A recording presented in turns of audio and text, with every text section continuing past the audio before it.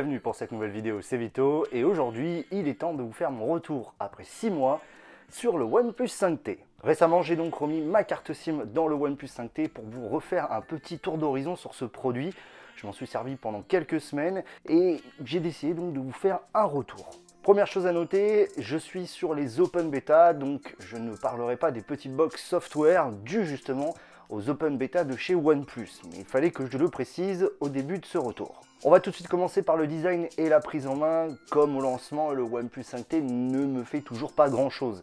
Je trouve que c'est un design très classique. Il n'est pas moche, il n'est pas beau, il est juste très intemporel et finalement très passe-partout. Malgré tout, dans cette couleur lava red, je le trouve juste magnifique.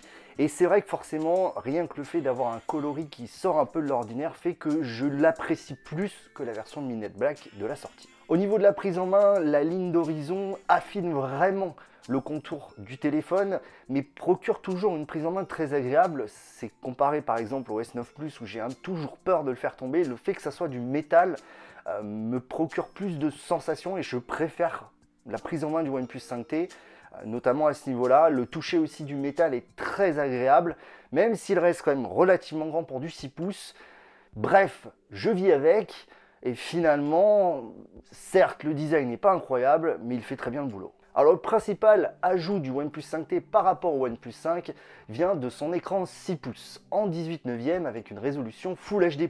On est toujours sur la technologie optique AMOLED et bien sûr on peut régler la teinte de couleur. Ça c'est quelque chose que j'apprécie beaucoup sur les OnePlus récents disposant de cet écran AMOLED. Alors l'arrivée du 18/9 a notamment permis de réduire les bordures supérieures et inférieures, mais les bordures latérales restent toujours équivalentes au OnePlus 5, ce qui permet de garder une prise en main bien plus agréable tout en ayant plus de surface d'écran puisqu'on gagne 0,5 pouces par rapport au OnePlus 5. Et il faut être honnête, c'est très agréable, même si forcément la face avant devient beaucoup plus classique et plus passe-partout à ce niveau-là. Point positif, OnePlus est resté sur du Full HD.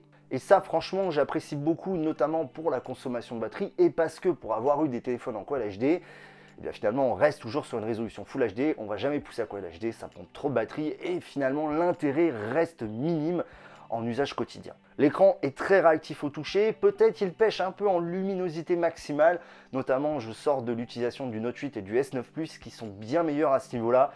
Cela n'empêche qu'on est sur un écran très qualitatif, il casse pas la baraque, mais c'est un très bon écran pour ce qu'il propose. Alors bien sûr, passons maintenant à l'expérience utilisateur et donc l'OS. Comme j'ai dit, je tourne sur les bêtas, donc je ne couvrirai pas justement les petits bugs. Première chose, sur les dernières bêtas et même sur les stades, nous avons accès aux fameux gestes de navigation.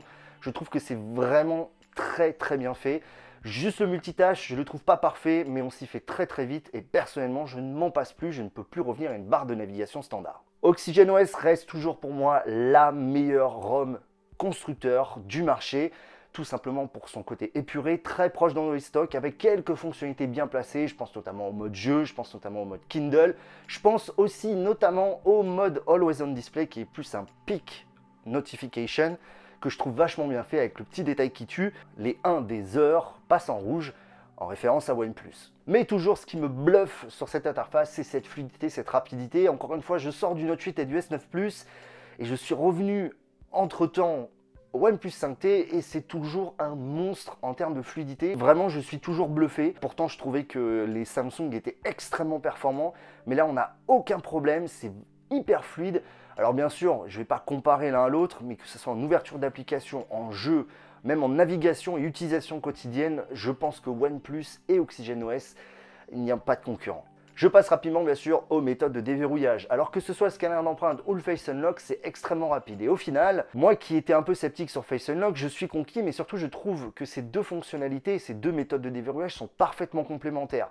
Quand on n'a pas accès au capteur d'empreinte au dos, on a accès au Face Unlock et vice versa. Alors je reste toujours pas très fan du scanner d'empreinte au dos, mais finalement j'ai appris à vivre avec, un petit peu comme sur l'Essential, tout simplement avec les gestures, les swipes, etc. Je trouve vraiment ça finalement très pratique. Face Unlock d'ailleurs qui déverrouille quasiment dans toutes les conditions, même en pleine lumière et en plein noir, grâce notamment à l'illumination de l'écran qui va éclairer votre visage et donc le détecter et déverrouiller votre téléphone. C'est assez impressionnant. Je parle rapidement des jeux. Oui, parce que je joue récemment à PUBG sur le OnePlus 5T. D'ailleurs, j'ai pu l'essayer sur le Note 8 S9 Plus. Il n'y a aucun problème, la fluidité est sans reproche. On ne note aucune chauffe démesurée, c'est normal, le téléphone va chauffer puisqu'on va taper un peu dans le processeur graphique, mais franchement, ça reste parfaitement raisonné. Alors oui, venant des Samsung, forcément, il y a beaucoup moins de fonctionnalités et encore, je trouve qu'elles sont bien pensées et elles sont là pour une utilité. On s'en sert, on va s'en servir et ça, je trouve que c'est un des gros points forts d'OxygenOS, tout comme forcément cette expérience de fluidité que l'on trouve nulle part ailleurs actuellement sur le marché. Alors c'est bien d'avoir une excellente expérience utilisateur, mais il faut aussi pouvoir tenir dans la durée. Ce que je reprochais au Samsung, eh bien au début, lors du lancement du 5T, son gain, l'autonomie, je la trouvais pas incroyable. C'est vrai qu'avec une batterie de 3300 mAh, c'était pas fou. Et depuis Oreo, c'est assez hallucinant. Je passe facilement la journée et 6 heures d'écran allumé. C'est simple. Aujourd'hui, en termes d'autonomie, ma référence était le 8 Plus. Eh bien, le 5T se met directement à côté. Et ça, franchement, je ne m'y attendais pas. Bravo OnePlus. Et puis quand vous êtes un petit peu en rate de batterie, forcément, il y a la dash charge. Ça, franchement, c'est un régal à l'utilisation. Par contre, je déconseille toujours de laisser charger en dash charge la nuit.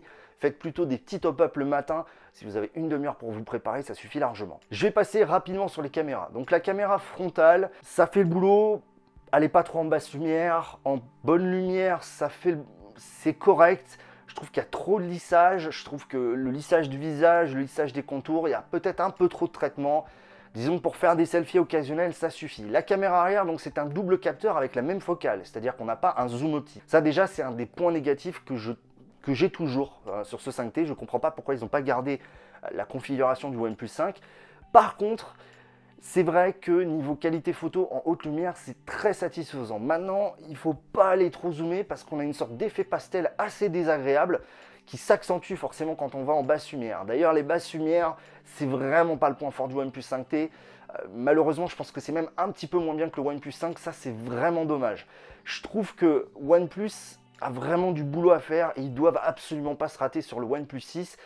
Il fait des bonnes photos, attention, il prend des très très bonnes photos, mais je trouve quand même qu'on n'est pas au niveau des meilleurs flagships qu'il veut concurrencer, et ça c'est dommage. Par contre, d'un point de vue colorimétrie, on reste très bon, et là encore un autre point négatif, c'est au niveau du détail de l'image. Venant là encore une fois des Samsung, je trouve que Samsung est quand même vraiment largement au-dessus, on a beaucoup plus de détails dans l'image. Bon bref, vous l'aurez compris, niveau photo, OnePlus a encore beaucoup de travail à faire, et j'en attends beaucoup du OnePlus 6. Par contre, d'un point de vue vidéo, là où je suis toujours estomaqué, c'est au niveau de la stabilisation numérique, que ce soit à l'avant ou à l'arrière, c'est juste hallucinant. OnePlus a un algorithme qui fonctionne très très bien. En termes de qualité d'image, là encore, on est sur les mêmes conclusions que sur la photo. Ça reste bon sans être incroyable. En vidéo, je trouve qu'il se déroule vraiment pas si mal que ça en basse lumière. Je parle bien en basse lumière, pas dans la pénombre. Donc globalement, les caméras, ça fait le boulot, mais voilà, il en faut plus pour pouvoir aller chercher Samsung. Je passe aux connectivités, donc c'est le dernier point, pas de souci niveau Wi-Fi 4G. D'ailleurs, la 4G, je trouve qu'elle fonctionne vraiment très très bien sur le OnePlus 5T, ça m'a vraiment bluffé. Probablement aussi, c'est pour ça que le DAS est assez élevé, ce qui est peut-être un point négatif pour certains. Le Bluetooth 5.0, là aussi, c'est un régal, vous le savez, même s'il y a un jack, j'utilise beaucoup le Bluetooth. Et autre point positif, avec l'arrivée d'Android 8.1, nous avons accès à la batterie des appareils Bluetooth. Et ça, franchement, j'adore, c'est ultra pratique. Justement, audio, jack, rien à dire au niveau de la sortie jack que je trouve très performante. D'ailleurs, l'égaliseur intégré à l'OS, à OxygenOS, est lui aussi plutôt complet puisqu'on a notamment des presets pour les écouteurs vendus par OnePlus, donc les Silver Bullet 1 et 2 et les OnePlus Icons. Honnêtement, c'est une très bonne sortie jack, du corps, bien détaillé, bref, ça fait parfaitement le boulot. Bon alors maintenant, la réponse à cette question, est-ce qu'à quelques jours finalement de la sortie du OnePlus 6, il faut encore craquer pour le 5T en occasion? Alors j'ai envie de dire, tout dépend de ce que vous cherchez. Pour moi, le 5T est un excellent produit.